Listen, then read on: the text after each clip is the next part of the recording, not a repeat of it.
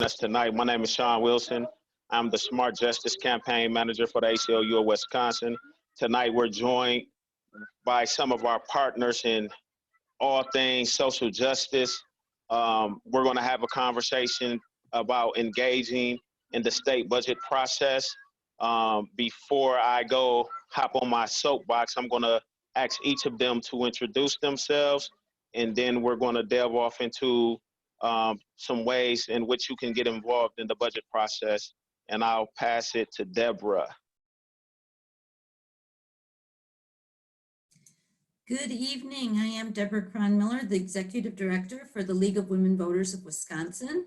I have been with the League in various roles for over 25 years, including sitting as the president of the state board for 1.5 terms before accepting the position of Executive Director in January of 2020. I come to my advocacy roots kind of generic or organically, a social worker by education and practice. I ran a homeless shelter for a number of years, and now I'm in my dream job. So with that, I'll turn it back to Sean. Thank you, Deborah. Jenny? Good evening, everyone. I'm Jenny Hofschulte. I'm the Southeast Wisconsin organizer with the Wisconsin Public Education Network. I'm also the proud mother of a Milwaukee Public Schools graduate and a Milwaukee Public Schools 5th grader who is doing remote learning right now. I also am a social worker by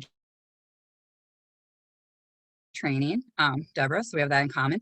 But I came to my advocacy roots by simply asking, why are things the way that they are when our now nearly 20-year-old was 3 years old and starting out in school? And, went and asked the principal, why is this the way that it is? And he directed me to the school board, who directed me to the superintendent. And the next thing you know, you're doing legislative advocacy work at the Capitol for fair funding for our schools. Thank you, Jenny. And last but not least, my colleague, Tomas. Thanks, Sean. My name is Tomas Claussen, the Community Engagement Manager at the ACLU of Wisconsin. Recently joined the team in September of 2020, going through my first budget organizing experience as part of the organization, but excited to dive in this budget cycle. I am a trained attorney, former community organizer and public school teacher. So I kind of bring all three of those lenses to the outreach work that we do here at the ACLU.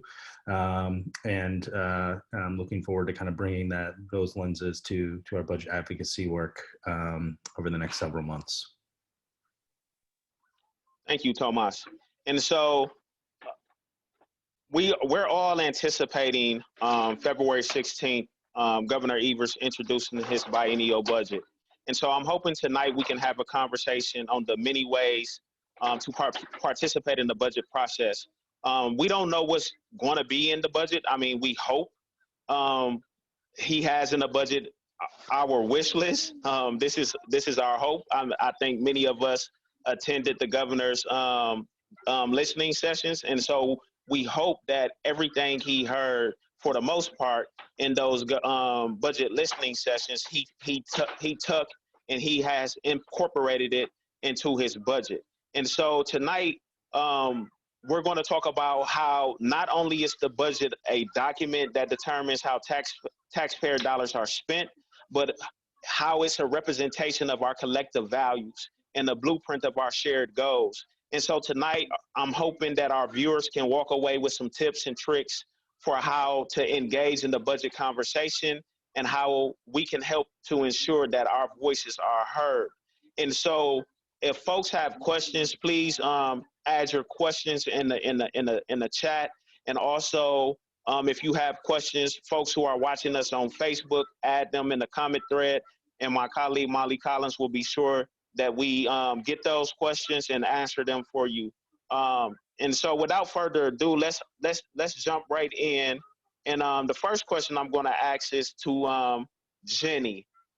Jenny, I know you've been engaged in the budget process for many years.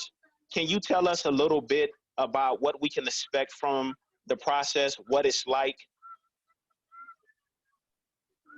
Sure. Well, right now we have a governor who is of one political party and a legislature of another political persuasion right now. So we are really expecting there to be budget shenanigans is basically how we're phrasing this right now. So the governor's been around the state virtually taking in input from stakeholders all around the state. Hopefully he produces a document that they reveal on next Tuesday that reflects those values and that he was listening to Wisconsinites around the state and their concerns and how to invest our shared dollars in our communities.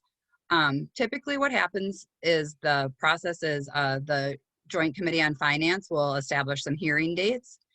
They will take the budget that the governor proposed and take it around and get feedback and input from people, either supporting things that are in the budget, wanting to add things to the budget, a little additional analysis to things within the budget. As those things are as those hearings are evolving, we start to see oftentimes the members of the committee ask really specific questions about things that they really like a lot and want to be in the budget. So they'll start planting seeds of things that they're kind of anticipating putting into the budget. In past years, when we have a party agreement between the governorship and the Joint Committee on Finance membership, a lot of times the budget will come out looking similar to how it started. The last budget and what we're expecting from this budget is that they will take it around for the hearings and then present their own budget. And it won't look anything like what the governor is going to show us on Tuesday, and they're going to bring that out towards the end of May or June. And that'll be the budget that that committee puts forth for votes. The other piece of it in Wisconsin that's really wild, it makes us a little wild, is this omnibus ability for them to put a lot of policy into the budget kind of at the last minute without putting them for up and down votes. So kind of comes as omnibus in a big package together. And that's how some really intense and frankly bad for democracy legislation has gone into the budget in the past years, such as the Opportunity Schools Partnership program or the Milwaukee takeover that was pushed into the omnibus without discussion as well. So basically we're gonna see this budget. A lot of people are gonna like things they see in the budget. The committee's gonna shop it around the state for a while and give us opportunities to give feedback. And then they're gonna show us their whole own ball of wax by the time about summer kicks off. Thank you, Jenny. And I just want to, talk just a little bit before I go to my next question about the last 2 years ago when we organized around the budget and how we turned folks around and folks showed up at all 4 locations. Jenny, could you just talk a little bit about how did you feel seeing that many folks turn out, the unison and folks wearing the same color shirts but had different messages, but showing that we were all united for a just budget that reflected our values? Could you just talk a little bit about how you felt partaking in that experience? Yeah, so as the Wisconsin Public Education Network and other organizations have sort of taken to organizing around the budget, if we don't tell them what we want in the budget, we can't complain if it's not in the budget, right? So at least now if we don't get it, we can say we tried. And so we've done a lot of really concerted efforts, such as partnering with the ACLU and other organizations to talk about our shared values. Last time we wore matching green shirts and kind of made agreement that when someone speaks to something we agree with, we'll rise, we'll show some hands of support. And in a way, it's a way to bolster us while we're there for these long days of the hearing. But it was also like a good show of solidarity to the panel on the dais, that the people in the room have shared agreements in Wisconsin, and even groups that came to advocate for other things would find themselves standing and rising in support of smart justice goals, in support of strong public schools, and that our needs and desires for a better Wisconsin are interlaced with one another. And a stepping stone for one thing leads to the next, and just being really concerted and supporting people when you hear them talking about things that are important to you. So it makes those long days a little better when you feel like there's a lot of solidarity in the space, and it makes it feel less intimidating, right? It can seem a little intimidating to show up and, you know, they're on the dais and they have the microphones and the placard and, you know, there's a little showmanship that goes into it. But at the end of the day, they're people who work for us. They've been elected and to do a job, and we want them to do their job. Thank you. And I think that's what kind of bolstered my confidence when I stood up there and gave testimony is, you know, realizing in that moment that these folks work for us and I should not be intimidated. I should not be afraid to speak my truth. And so I think a lot of folks who turn out and craft their story and get up there and speak to their elected officials will, their confidence will be bolstered the way that mine was as well. And so moving on, Tomas, let me pull you into the conversation. The ACLU, at the ACLU, we've engaged in the budget process over the years, in the past and before your time. So this is going to be a new experience for you. What has struck you about the way we're working to engage people? Thanks, Sean. I think the thing that sticks out the most is trying to engage people to articulate kind of their own story around why specific budget issues matter to them. I think taking a step back, storytelling is an incredibly potent tool in advocacy and organizing. And to kind of build off of what Jenny was speaking about at the last hearings of just hearing people's lived experience that informs kind of the policies that they'd like to put forth and ensure that they're in the budget. So centering people's own lived experience and the power of storytelling in our advocacy work, while also centering the policies and issues that matter to specific communities and to specific organizations across the state. With kind of the center piece of kind of the organizing is around centering what communities themselves want to see in the state budget. And it's not necessarily, you know, this is what WPN or ACLU is seeking, you know, everyone to buy into. We're giving folks the tools, specifically, you know, training around how to provide cogent and powerful testimony at budget hearings so that they can advocate for the issues that matter to them. It's bottom up opposed to top down. And I think that's an incredibly, you know, important kind of organizing tool, that we do share values, but that doesn't mean that our priorities are the same as everyone else's.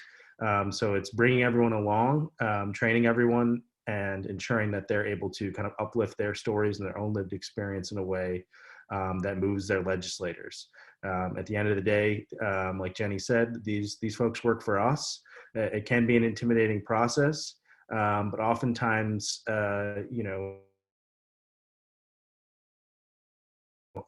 even thinking back to our training a couple weeks ago, just to plug our second round of budget training in a couple weeks on Saturday the 20th, for folks that are interested in attending the second session.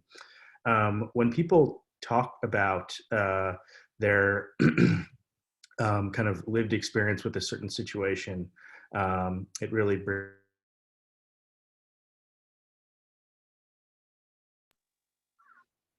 Tomas, you think we may have lost Tomas.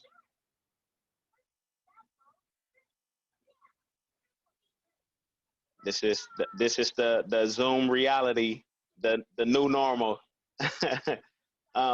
So we'll come back to Tomas to let him.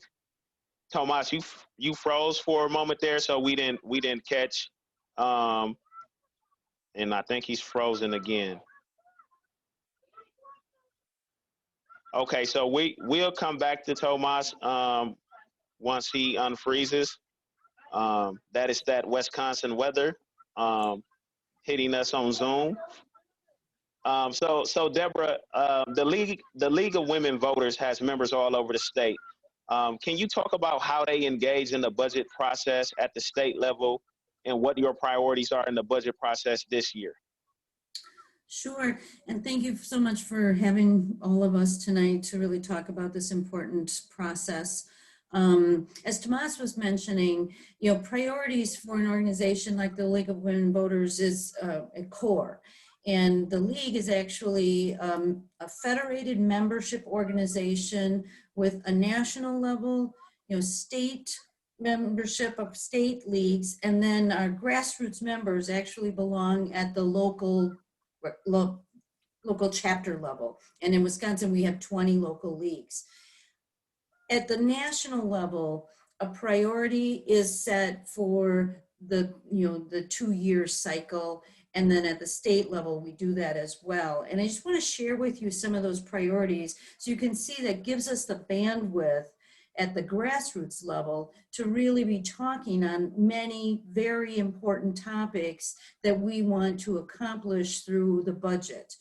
At the national level, the first priority is to pass H.R. 1, the For the People Act.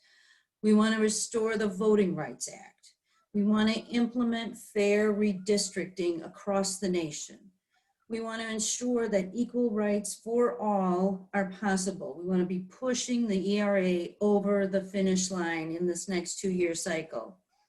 We want comprehensive immigration reform, including support for the DREAM Act, DACA, other wonderful initiatives that had some rough times in the last 4 years. We want to address the climate change crisis, and that really look at how climate change crisis has adversely affected the most vulnerable Americans, and really try to recognize that we need a global solution, a global response, if we're going to ensure that our whole population is equally able to use the resources of America as well as the world. Of course, we want to ensure quality health care for all. We want to end gun violence, and we want to secure peace and climate justice. And so that national platform, our priorities there, then were looked at by Wisconsin, by our our board, our legislative committee leaders, and we've set up some priorities specific to Wisconsin for league members to be advocating on, not just in the budget cycle, but throughout all of the legislative session. First and foremost, we're committed to rebuilding the economy, creating jobs to repair our infrastructure. We need to build a better economy. We need to raise the minimum wage. We need the Medicare expansion. And I think under that big umbrella of what is the economy, what we've seen in the pandemic year is really the spotlight on the inequities that are present in our current system. And so really focusing our budget dollars and our new legislative initiatives on repairing that economy are key to the league. We want to advance public and individual health care in Wisconsin, protect our natural resources. I think we've seen the pandemic really show us how vital having a place to go outside and breathe in this whole working out of our homes and not being able to move around as we once were. Our public spaces are hugely important, and they need to be protected and restored. We need to reform our criminal justice system for a strong democracy. We need to invest in world-class education in Wisconsin. We need to rejuvenate democracy, ensuring that everyone has access to the ballot and that every vote counts in Wisconsin.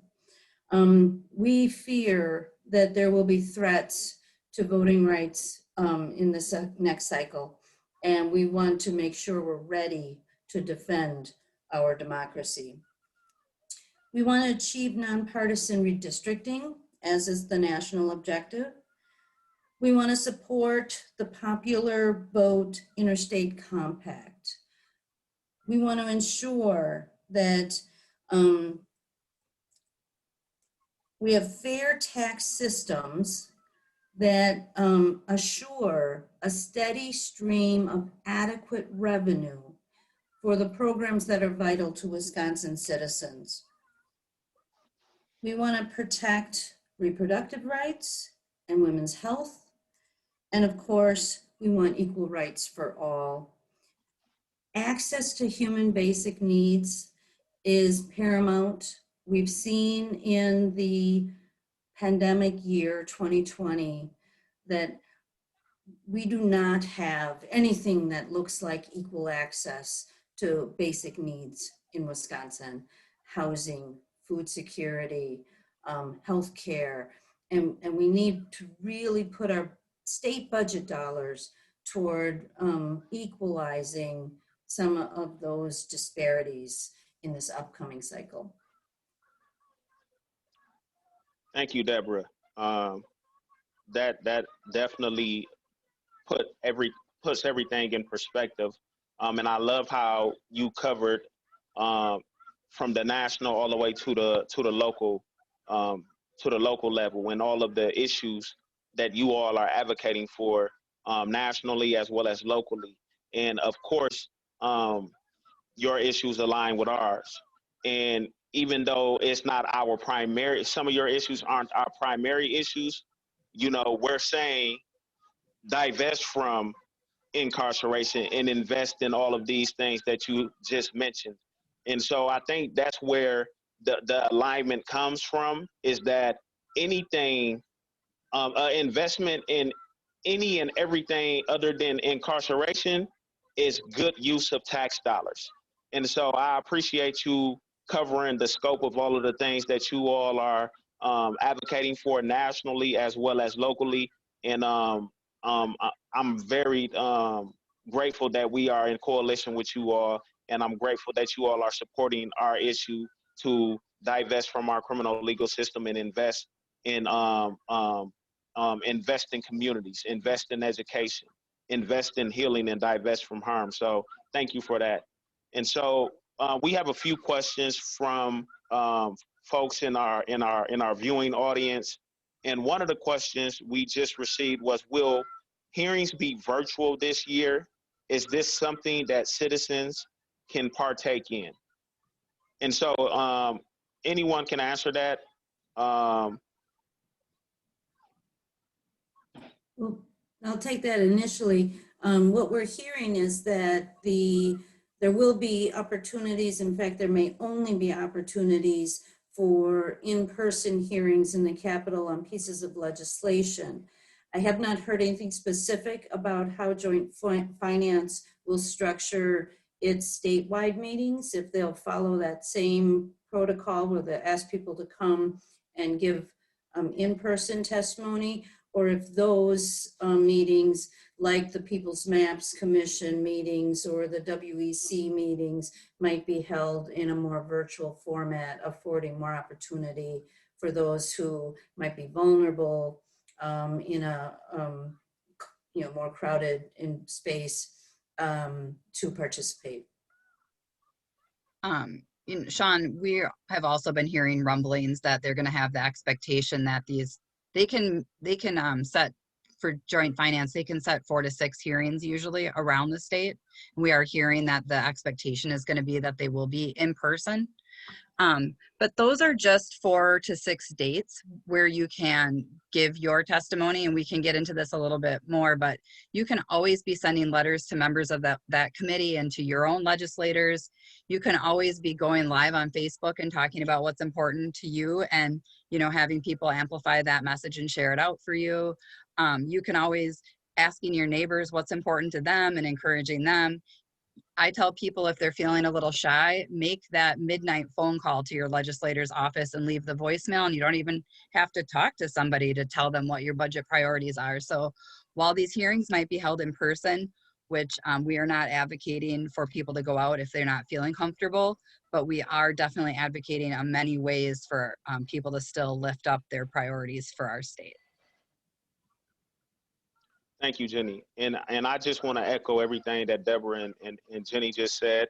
I mean, I think, you know, it speaks volumes that our employees, our elected officials, feel the need to have us come out in the midst of a pandemic. And in thinking about them requiring us to come in person to share our story on how our tax dollars should be allocated, it reminds me of what happened a year ago when voters all over the state were required to come out and vote at the height of the pandemic. And we showed our resiliency by coming out, casting our ballot with lines wrapped around the corner to, you know, rub our nose in the face of our elected officials, our Supreme Court, to let them know that you will not take away our civil rights nor our civil liberties, and we will be heard. And so I think in this moment that we are being required to come in person, but at the same time, we don't want folks to do anything that they don't feel comfortable doing. We don't want folks putting themselves at risk, especially the folks who the CDC has said are the most vulnerable and the people who are at the highest risk. We don't want those folks coming out and risking their health or their life. And so there are other opportunities for you to share your story. You can send an email, you can send a video. As Jenny said, you can call your legislator at 12 o'clock at night and leave that voice message. Hell, you can see him or her at the local grocery store and let them know how you feel in that moment about having to come out and put your health at risk. But the folks that, I mean, we're the ACLU and our coalition partners, we're planning to show up in person, but we just want to let folks know that we're not asking you to risk your health. We want you to do what you feel is best for you. But know that if you do come out, we will have masks available for people free of charge, hand sanitizer for people free of charge, and we will also be encouraging folks to maintain 6 feet from one another. So we will be encouraging that at all 4 or 6 of these hearings, because we understand the importance of you sharing your story, whether it be in person or whether it be through the many means that we're asking our elected officials to provide for the citizens of Wisconsin. And so if no one else has anything to add to that line of to that conversation, then we can move on to the additional questions that are coming in. Okay, so we have a question. How can we get more people informed and engaged in the budget process? And anyone can answer that question. I hope I'm unfrozen. Sorry about that. First of all. Oh, my bad. No. I'm supposed to come back to you.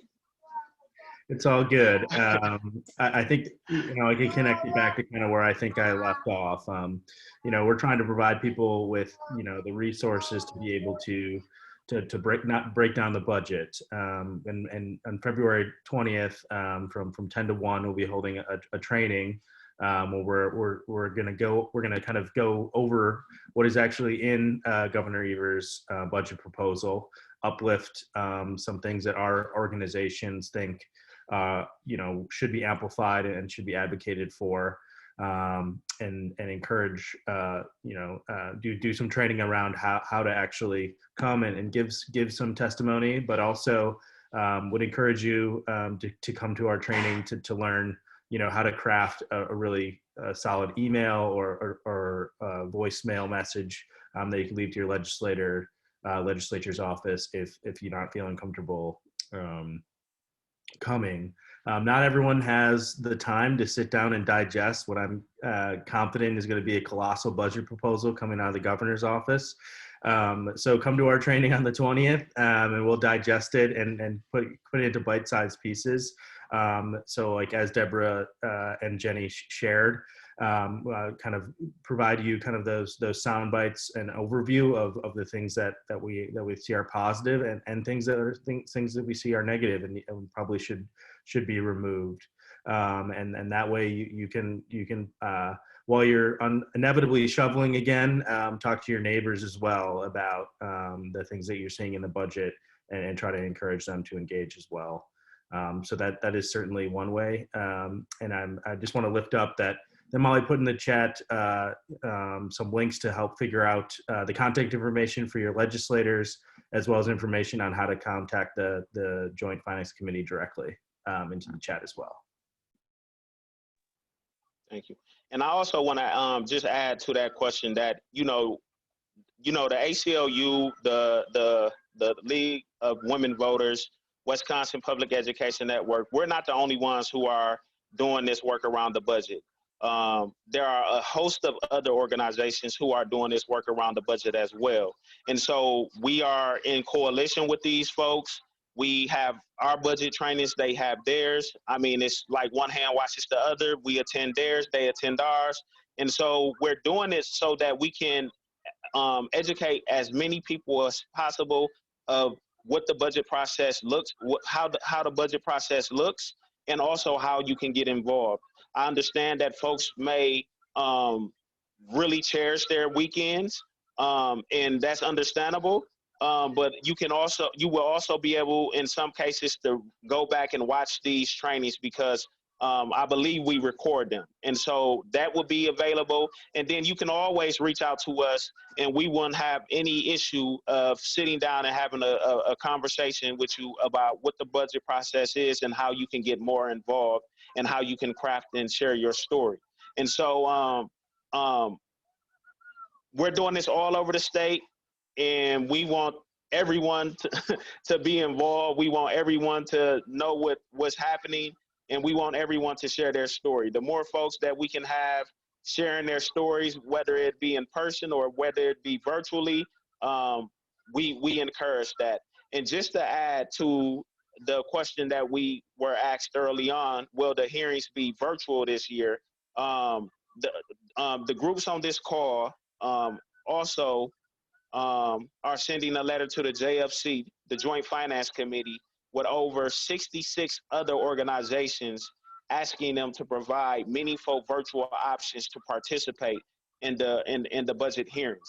And so this is not only something that we are mindful of, these are things that other people have heard and other people are concerned with as well. And that is showing up in person. I assure you, 2 years ago when we were there, we were deep. We were deep. We had tables set up. We was camped out, and folks waited hours, from early in the morning, from 8, 9 o'clock in the morning till 5, 6 o'clock in the evening to testify. We had snacks, we had whatever, whatever you name, we had it. But that just goes to show that these hearings are very important because it is an opportunity for us to share how we want our tax dollars allocated, where we want our money invested, and where we don't want our money invested. And it's very important that our elected officials hear from you, whether it be in person, again, or virtual. So we will keep you posted as we get closer and closer to those hearings. And again, I'm going to mention the February 20th date at 10 o'clock to 1 o'clock.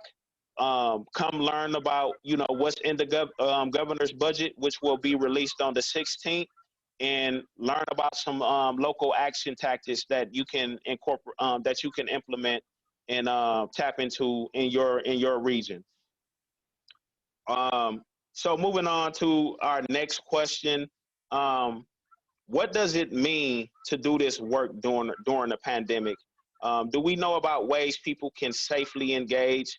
And I know last time Jenny, and I'm gonna go to Jenny, and then Deborah and Tomas can also speak to this. I know, Jenny, last time when we did this, we were in Milwaukee, we were in Eau Claire, we were in Sun Prairie, and I believe we were also in Green Bay. Was it Green Bay? Yeah, we are Green Bay. Yeah, so we did these trainings in person. We had a turnout of over 30 people at each training, and I believe Milwaukee had the biggest training with upwards of 70, 80 people, if not more. And so now that we are in the midst of a pandemic, could you talk a little bit about ways that people can safely engage? Sure. So one thing that we've learned over the years of organizing around the budget is that it feels better when we get together and talk about these things, right? It gets better when you get to try your story on together. It's better when you're in the room together practicing and hearing about other issues from other issue groups. You know, sometimes people will raise things that you didn't even know because it's not part of your lived experience, that, you know, something's not being funded appropriately in the state. So like that sense of being in community is really important. And that's why I'm glad we've really stuck to having some of these trainings even be virtual and having people show up so we can practice together. In our previous one, we had a whole slew of conservation voters had come and, you know, practice really great stories in our breakout group about the climate, you know, and I'm glad those people are working on that stuff so that I can work on school stuff, you know, like we're all in it together. But as far as other ways to engage, just really encouraging your own circles and groups of people to not be afraid of sending what you think to your elected officials at any time, not just during the budget time. You know, you don't have to track it every day. You don't have to track every piece of legislation. You don't have to read all 419 pages of the budget. Some of us have done that before. But you don't have to do that to just talk about what your priority is. A lot of times people will say like, oh, I can't do this training because I don't know what's in the budget. Well, the fact of the matter is nobody really does, right? They could scrap this whole thing anyway. So tell them what you want to be in the budget. Where are you seeing gaps in services? Where are you seeing gaps in quality of life for people around you? You don't have to go turn up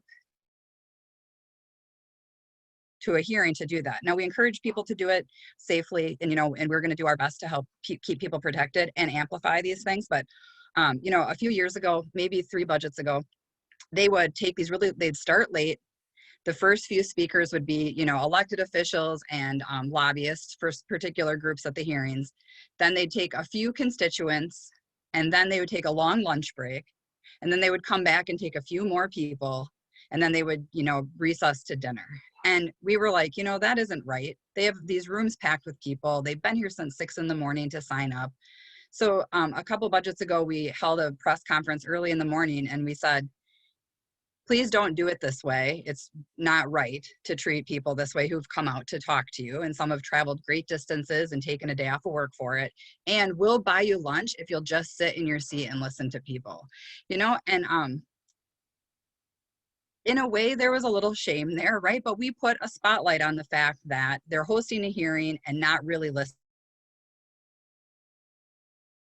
So like, what can we do to get them to do their job, you know? And they've been much better. Last budget cycle, most people sat in their seats most of the days. They only took 30-minute lunches in most of the communities we were in. But like that, having people there bearing witness to the process is very important too, you know, and holding them accountable. Last budget, after one of the hearings, one of the senators came out and said, oh, people overwhelmingly talked about transportation today. Transportation and roads is so important to Wisconsinites. Like, we can't wait to get transportation in this budget. And we had been keeping track all day of every issue that people had talked about, and transportation wasn't even the top 5. And so we were able to combat that and say, you know what, we were there in the room with you, and we didn't hear anybody talking about roads. We heard people talking about this, this, and this. And so just, you know, putting your ear out there, if they are virtual options, you know, just listening to what other Wisconsinites are saying and giving your piece is important.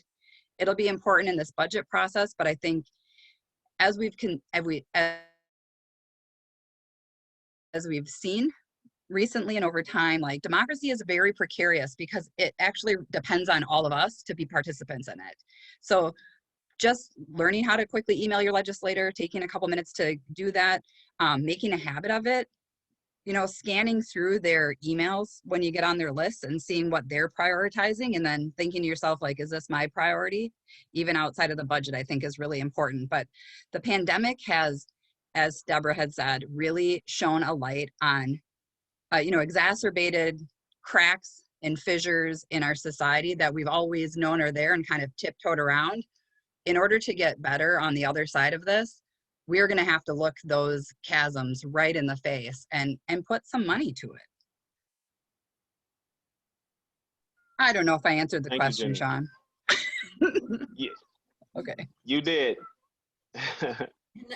Dan, I want to lift up some of what Jenny said.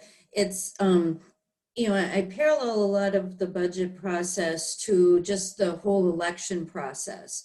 You know, in April of 2020, when we were newly into a pandemic that we had never faced before, we were able to help voters pivot.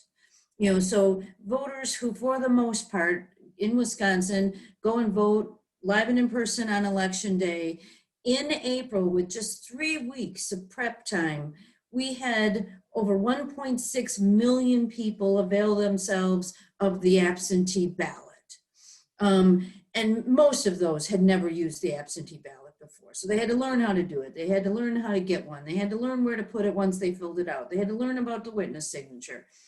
I think the budget process is the same thing, especially now in the pandemic, that even if you participated actively in a prior budget cycle, things might look differently this year. And we may need to just pivot to whatever it looks like.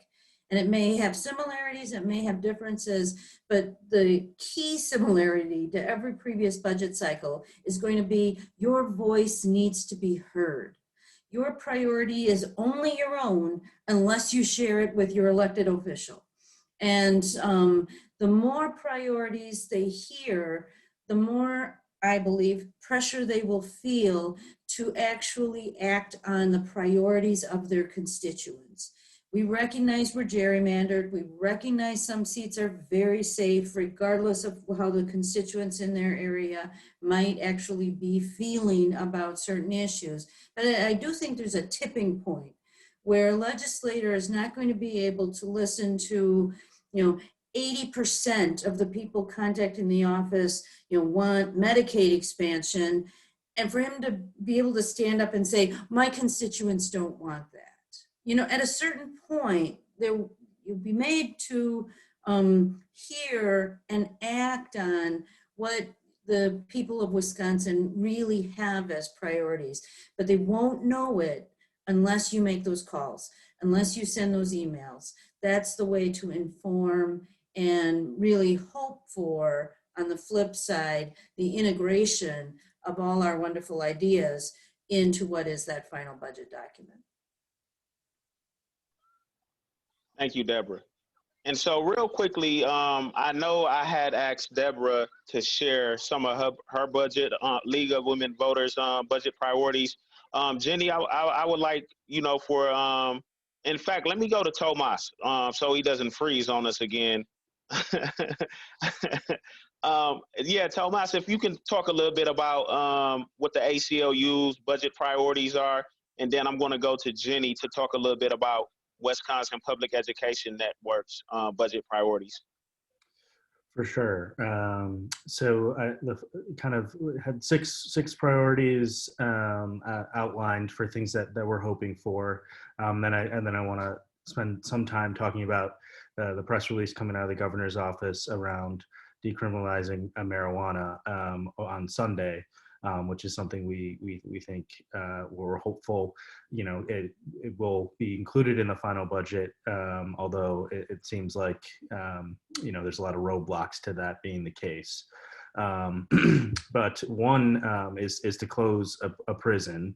In particular, Green Bay Correctional is just a dilapidated facility that's sucking a lot of Wisconsin tax dollars that could be spent in other ways. So we're encouraging the governor to close Green Bay Correctional and establish funding that would reinvest in communities that have been ravaged by the war on drugs, and to invest particularly in communities that have been kind of systematically dismantled due to an unjust criminal justice system.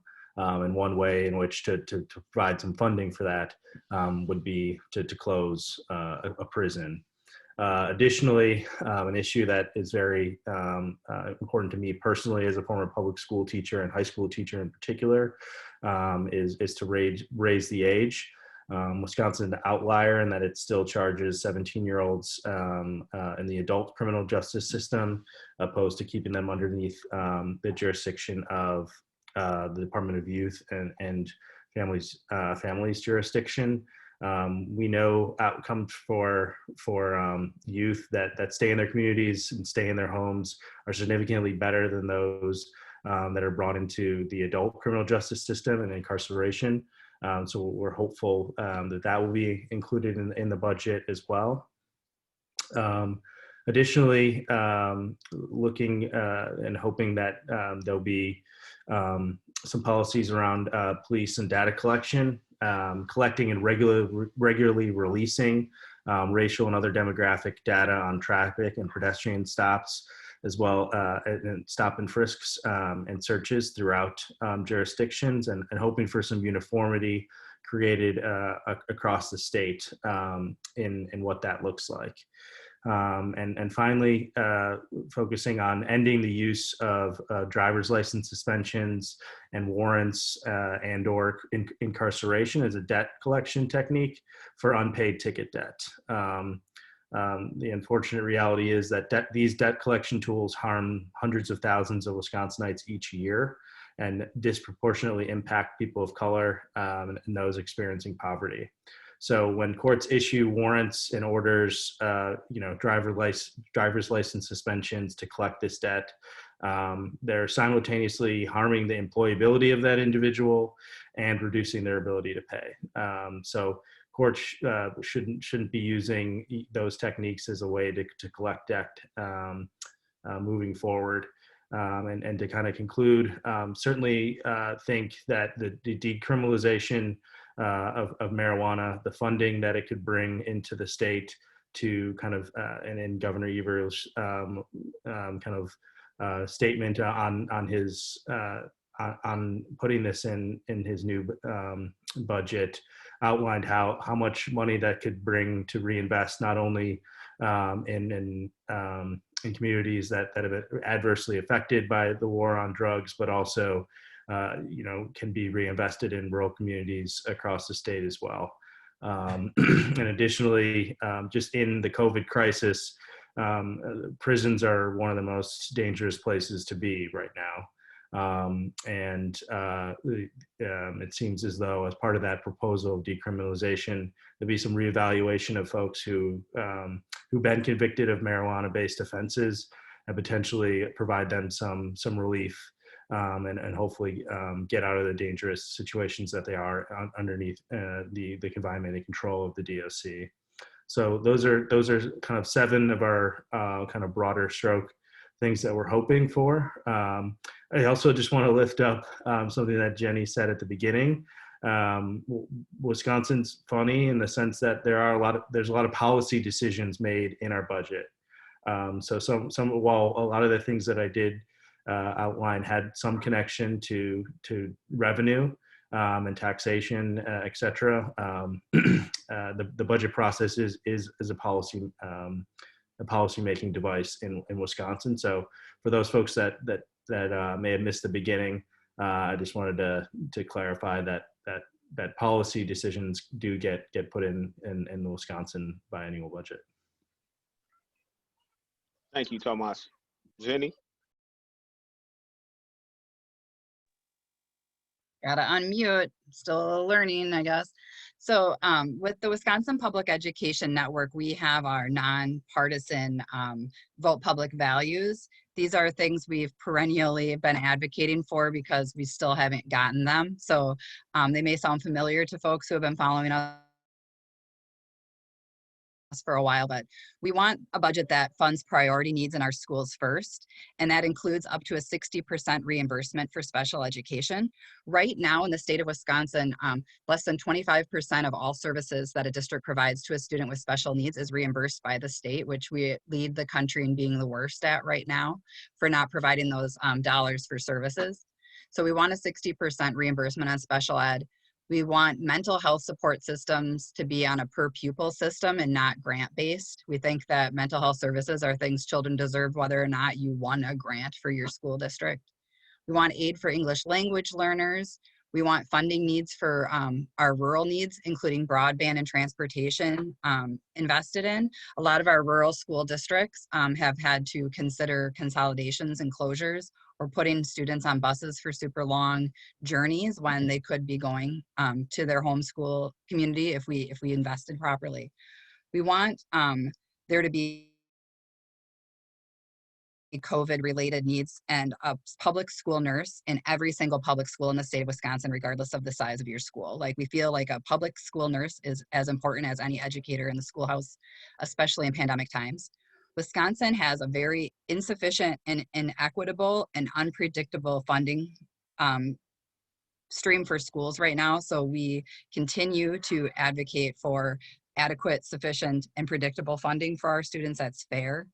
We want there to be measures within the budget that address our teacher crisis, which is ever growing, providing funds for teacher retention and growing our own educator programs, especially in communities of color.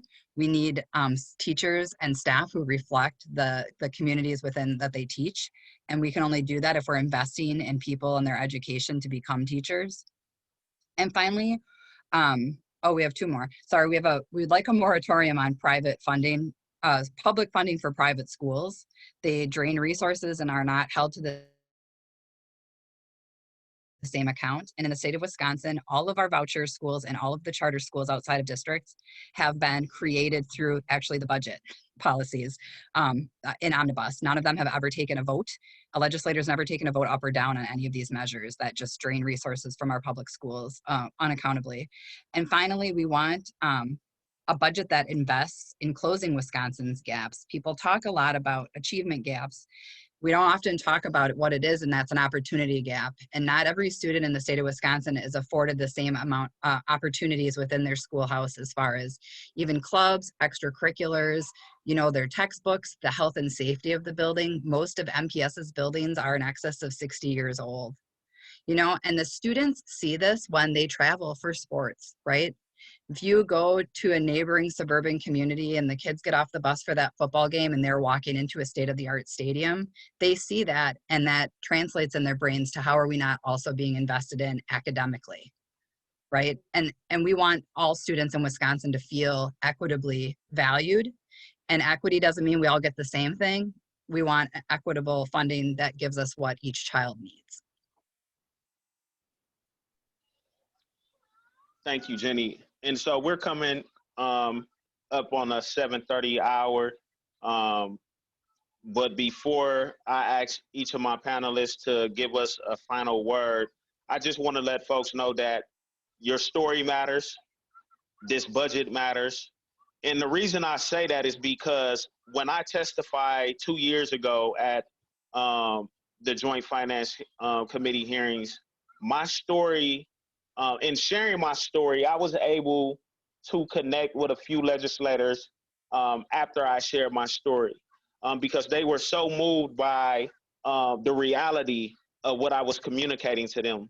They were moved by the reality that our state is currently in as it relates to mass incarceration and the inexcusable amount of money that we spend on a system that is harming thousands of individuals and disrupting thousands of families and in the lives of individuals.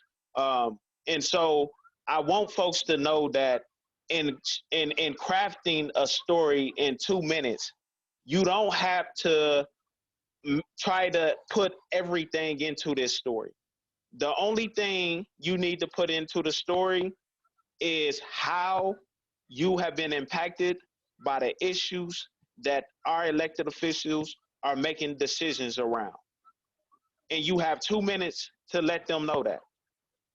You have 2 minutes to let them know where you want your tax dollars to be allocated to. You have 2 minutes to change their mind. And we can sit up there and write and spit out numbers to them until we're blue in the face, but that's not what's going to move them. What's going to move them is those real life stories, because they are human just like us. And so if you want to move them, if you want a change on the issues that are close to your heart, that aligns with your values, could join us next week on February 20th at 10 o'clock to learn what the budget process looks like, to learn how to craft a 2-minute effective story. Join us to build community with other individuals around the state who are concerned about these issues.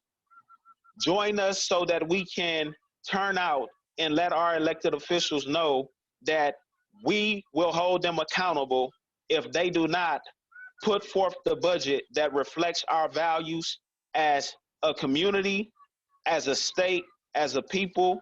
We will hold them accountable. And so with the last 3 minutes, I'm going to pass it to each of my panelists to share with you all a 1 minute final statement.